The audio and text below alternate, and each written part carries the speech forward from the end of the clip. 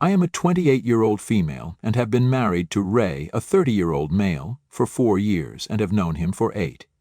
He introduced me to his family after we'd been together for 6 months, and while most of his family had liked me, his mother did not. My mother-in-law, Ruth, a 56-year-old female, has always been kind of weird around me. She doesn't like me, and I've known that for a long time, but she'd usually just ignore me and try not to talk to me as much as she could whenever I came by. Last week I was home alone, and she knew that, because Ray was away on a business retreat. It was one of those social detox retreats where you're not allowed to have your phones or talk to anyone else unless it's an absolute emergency. So all of us knew that we wouldn't be able to reach him for a few days. On the 4th day of his being gone, Ruth dropped by my house, and with her came 2 kids I'd never seen before. They were both under 10 years old, but didn't say a word to me for as long as they were here. In fact, saying that Ruth dropped by would be incorrect. She rang the bell many times before I finally opened the door, literally raged into the house with 2 kids in tow, and then left in an equally angry way, just as she'd come. I tried to get her to stop so I could talk to her and get some answers about what the hell she was doing, but with no luck, because she'd taken off in her car before I could ask her anything. So I was left with the 2 random kids who refused to look at me, talk to me, or even acknowledge that I was in the house with them. I tried talking to them to find out who their parents were, but they were as good as nonverbal to me, so I gave up. My first instinct had been to call CPS, but I didn't do that because I had a nagging feeling that these kids were definitely related to my husband's family somehow. I couldn't place it, but both the kids looked familiar to me for some reason, while I was trying to figure out why they seemed related. So that's why I didn't call CPS, and instead chose to call my husband. I told the receptionist at their resort that I needed to speak to my husband urgently, and within a few minutes I was on the phone with him, explaining everything that had happened. He told me he'd be home within a few hours and hung up, so then I was alone with the kids until he came back. The resort they'd been staying in wasn't too far away from the city, and it just took him 4 hours to drive back home. For those 4 hours, those 2 kids consciously avoided looking at me, but I kept watching over them like a hawk. I didn't even go to the washroom for those 4 hours because I wasn't about to let those kids out of my sight at any cost whatsoever. As soon as Ray came back home, I took him aside and explained how the kids weren't speaking to me at all, and how strangely they'd been whispering among themselves the entire time that they'd been here, careful enough to not let me overhear a word. This was very weird and secretive behavior from 2 kids, so I was feeling very paranoid and was on the verge of calling CPS, but Ray stopped me and told me that he'd called his mother over to explain. So whatever we needed to do, we could do after we confronted Ruth. I'd been trying to get through to Ruth the entire time I was at home, but she'd been ignoring all my calls. However, when Ray had called her, half an hour before he reached home, she'd answered and had told him that she'd come over and explain in a while. So after around an hour, Ruth arrived once more, and this time she had a lot of other people with her too. She'd arrived with Ray's entire family, my father-in-law, Ray's older brother, a 32-year-old male, and his wife. I didn't understand why she'd come with an army of her own, and the others looked just as surprised as I felt. Nevertheless, Ray did confront his mother and asked about the kids. The kids were in the room with us and were literally cowering in fear and nervousness. They were trying their best to make themselves smaller and less noticeable, and I could tell that it was Ruth who was having that effect on them. When Ray asked his mom whose kids these were, she said that they were mine without missing a beat, and I was like, what?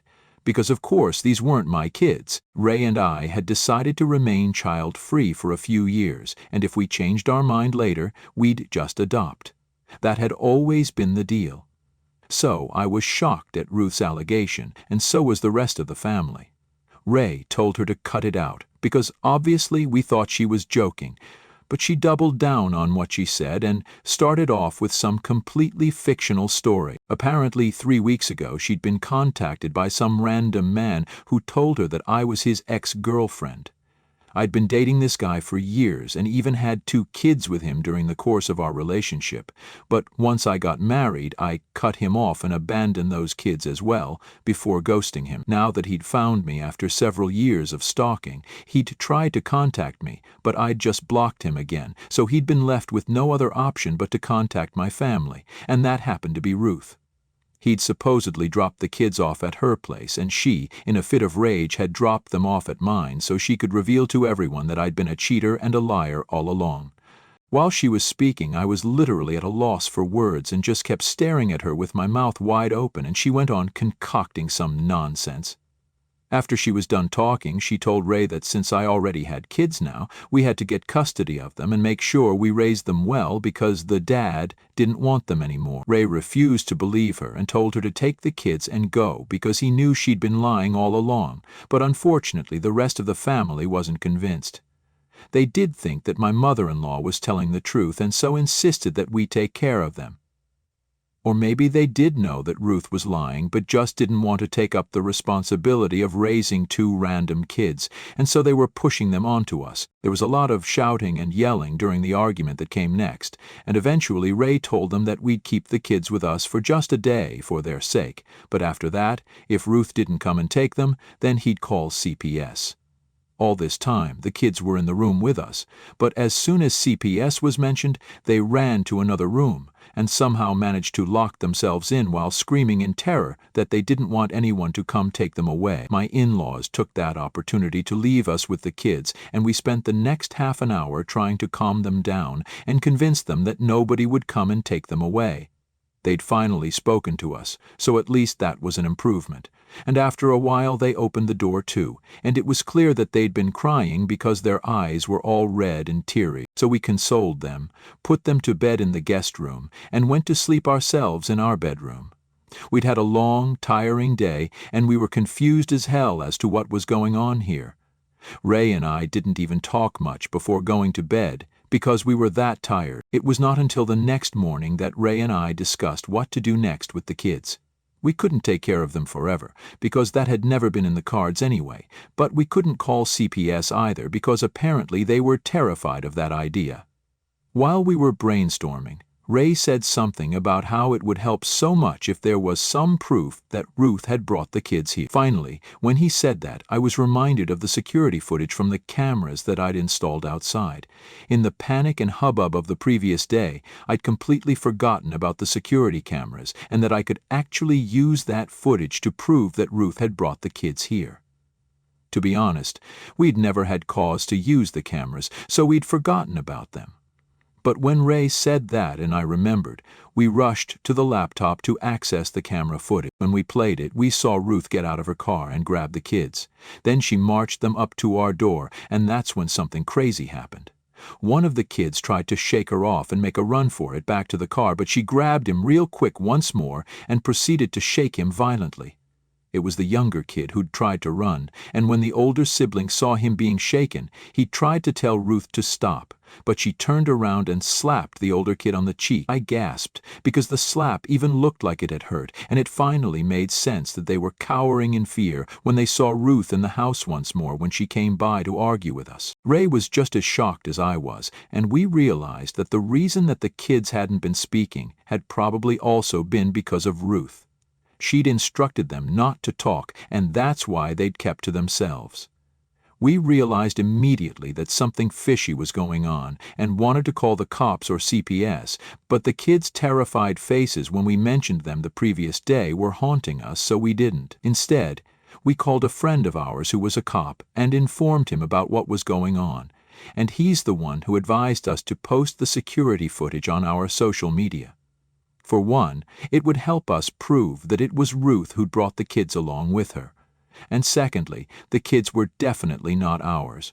But whoever's kids these were, they might be looking for them. Ruth wasn't a kidnapper, and she definitely would not have abducted 2 kids. And if she'd taken these kids away from someone and they'd given them up, it meant that their real parents were definitely scared of the law and were up to something fishy. So we decided to go ahead and post the security footage with no hopes except that at least this would help us prove ourselves innocent. Prove me to be innocent, to be more precise, because Ruth had intended to get me into trouble over this. Ray and I posted that clip of Ruth marching the kids to our doorstep, and within hours it had received several comments from our known ones. My brother-in-law was the first to apologize to us, but Ray's dad remained on Ruth's side and didn't say anything. Ruth herself didn't say anything except that we needed to take that video down or she'd sue us for defamation. We told her to bring it on because we weren't scared, but she hasn't done anything so far. The kids have been all right. They've told us their names but refused to answer any other questions we asked them about their past, their family, or their real parent. We haven't heard from anyone else for the past couple of days, but yesterday my father-in-law finally called. Ray and I had assumed that he was calling to apologize, but when we answered, he was screaming at us for ruining his marriage and that we were the reason he was going to have to get divorced at his age. Neither of us had any idea what he was talking about, so we called Ray's brother instead, who told us that after we posted that clip online, Ruth and Ray's dad had been fighting like cats and dogs every single day, and things had finally come to a head yesterday, when Ruth and her husband had yet another fight, at the end of which Ruth told him that she wanted a divorce, now. She'd even left the house and gone somewhere else to stay for a while, but hadn't told anyone where she was. Now my father-in-law was pissed at us for some reason because he thinks that us posting the footage is what led to all these fights. Am I the a-hole for posting the footage of my mother-in-law dropping 2 unknown kids at my doorstep after she accused me of cheating and said those kids were mine? Update 1. Hey everyone. So big update here, we finally found out who these kids really are and why exactly my in-laws are getting divorced. It's crazy for Ray and I right now, and I'm hoping saying this out loud might help me make sense of things. So the kids are technically Ruth's grandkids, but just not the way we thought they'd be. Apparently, Ruth had an affair a couple of years into her marriage and ended up getting pregnant too. Right after the baby was born, she got a paternity test done, and it turned out to be her affair partner's baby, so she talked her husband into giving the child up for adoption because she said she wasn't willing to raise a third, after Ray and his brother child, now that she was almost 30. She was 28 at the time. My father-in-law wasn't happy about it, but he gave in to Ruth's demands because he believed that since she was the stay-at-home mom, she'd be the one having to deal with the kid the most, and if she wasn't ready, then it was probably the best thing for them to give the child up for adoption. So Ruth manipulated her husband into letting her affair partner adopt their daughter when she was 6 months old without even him knowing about it. She'd continued to see her partner until his demise from a sudden stroke 2 years ago and had been cheating on her husband for more than the last 28 years. She'd also kept in touch with her daughter, and that's whose kids these were, aged 5 and 7. That's also why the kids looked so familiar, because they had the same dark hair and eyes that my mother-in-law and her daughter had also inherited from her. Her daughter had never been married and had both these kids with her boyfriend, but her boyfriend had dumped her about 2 months ago, and now she was struggling to make ends meet. Unfortunately, Ruth's daughter had a drug problem and so did her boyfriend, so her grandkids had grown up in fear of anything to do with the law and recognized the words CPS or cops very well, because of the fear they associated it with thanks to Ruth's threats whenever she would visit her daughter. Ruth would constantly threaten to call CPS on them and have their kids taken away, but her daughter and her boyfriend would beg her not to do anything of the sort and managed to evade it every time. And they'd even trained their kids to run to the other room and cry whenever she would say those words, which is something we'd personally witnessed the other day. However, after her breakup, her daughter's drug problem had become worse due to grief, and she was barely functioning anymore. She could neither take care of herself nor of her kids and had stopped going to work for weeks. She worked at the local grocery store, but she'd been fired from that job and barely had any money left. Ruth realized that she couldn't just leave her grandkids to suffer with her daughter, so she brought them and dumped them onto me and Ray last week, then dropped her daughter off at rehab. She'd finally had to confess the truth to her husband. Because she'd taken up the responsibility to pay for her daughter's treatment in rehab, and because she had no money of her own, she'd have to rely on her husband's. After she told him the truth, they got into a fight, where apparently Ray's dads said a lot of things. After that, she told him that he wouldn't have to bother about the money. She'd arrange for it herself, and that she wanted a divorce now, then left the house and has been living with Ray's older brother since then. We didn't know her whereabouts so far because she'd made him promise not to tell anyone because she didn't want her husband to find out just yet. She was really distraught and has been in a very emotionally fragile state ever since she showed up at their house. The expected forms every night after the transition, should they forget anything during the winter months. It's been almost 4 days since she's been living with them, and they've been lying to Ray's dad because they don't want him to find out. Ruth has told them the truth as well, which is how we found out, because Ray's brother finally broke up today and ended up telling us the truth about the kids, and even showed us pictures to prove it. My father-in-law has been miserable ever since Ruth left, and Ray has been visiting him every day to make sure he's all right. The kids are still with me, and they're doing a lot better, but still refuse to talk about their parents, which now I understand. It sucks for them, but I've decided to take care of them until their mother is out of rehab, or at least they have a better place to go to. Update 2. So it's been 2 weeks since my original post, and my in-laws decided to get back together today officially. The divorce is off now. They made up a few days ago when Ray's dad went over to visit his older son to ask if they'd been in touch with Ruth and found her there. They talked about everything, and Ruth convinced him that she'd only loved the other guy, her affair partner, in the initial years, but after that, her life had been all about her husband. She'd only been in touch with him because of their daughter and no other reason, and he believes her. He's decided to give her another chance and work on their marriage for real this time. I don't know what they're thinking, but as long as they're all right, it's not any of my business. Ray doesn't know how to feel about any of this either, but I've convinced him not to talk to his parents about any of this. They're grown adults and can do whatever they want to with their lives. It's really none of our business. Most importantly, Ruth is not someone I trust or like, so I think the less we interact with her, the better it is for Ray and me right now. As for the kids, Ray's brother has decided that they'll take them in because I'm going to have to go back to work full-time from next week. I'm a teacher, so I had a couple weeks off for the summer, but I can't permanently keep the kids with me. Ray and I will kind of miss them because even though they refused to talk about their parents, they were quite open with us about other things and would be chattering away all day, either with us or amongst themselves. They were a lot more open with us now since they arrived first, and were happy about that because it means they felt safe with us. I trust Ray's brother. They're good people, but a little too naive for their own good. I've made them promise not to leave the kids alone around Ruth, and they agree because the way she lost her temper with the kids the day she dropped them off at my place was scary to watch, and had their biological mother been around to take care of them, she probably would have called the cops on Ruth for the way she'd been treating those kids. We've been trying to familiarize the kids with Ray's brother and his wife for a while before they move in with them, and it's going well so far. So we hope that it continues even after they move out. Uttering Update 3. Hey everyone! The kids have been living with my brother-in-law and his wife for a week now, and they're doing relatively well. They've started going to the public school nearby too, and are a lot happier and more bubbly than when they first arrived. My sister-in-law was a stay-at-home wife before, so she's also quite happy with this new arrangement. Ray and I have been in no contact with Ruth ever since the day she dropped the kids off at my place and accused me of being a cheater when she'd been the actual cheater all along. We can forgive the cheating, but we cannot forgive the very intentional attempt to ruin my marriage and dump her grandkids onto me. She could have gone to my brother-in-law if she really cared about the kids, but she cared more about ruining my image in marriage, so she came to me first.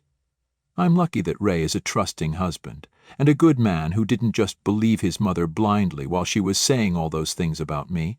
And that's why our marriage is still working, because otherwise we probably would have broken up by now. Ray has kept in touch with his dad, and he's not very happy that his parents have chosen to stay together in spite of Ruth's infidelity. But it's their choice, and he has to respect it.